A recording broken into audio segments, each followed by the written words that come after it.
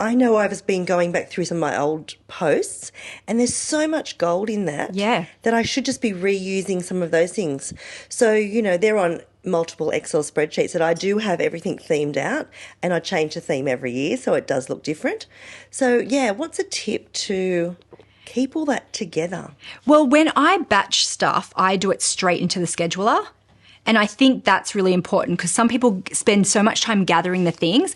And this is what happens to me when I try and declutter the house. I gather all the things and I create all these piles and then nothing happens for it. So I make sure that when I'm doing that one category at a time, I'm doing it straight into the scheduler. So if I lose steam, it's already there.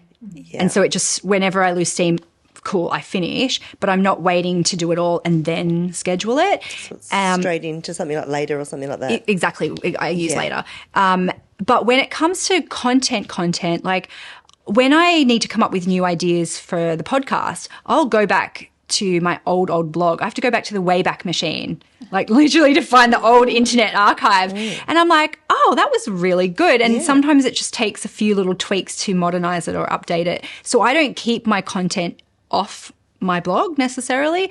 Sometimes we have it, you know, in Drive or whatever, but I think that's such a big tip is just to do it straight in, because otherwise then you end up with, you know, courses ready to go. And, well, you are, absolutely. Or you just psych yourself out for that last little bit and then you've lost steam and then you can't be bothered. And that's how people end up with so much great content that's just sitting on their computer and never sees the light of day. And visually in the later or the scheduling program, you can see where their gaps are. You can see the gaps in it. And you can see, my goodness, that's how much I've actually done. Yeah.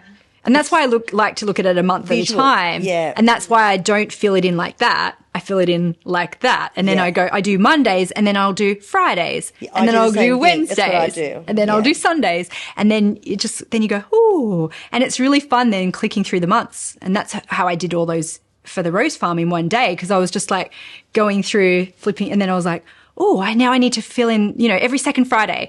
And Mark was like, dinner's ready. I was like, no, I've got to finish up to the 31st of December, because it just was like an open loop in my brain. I was like, there's only a few more pieces. I've got to do it. And it felt so good. Perfect. Yeah.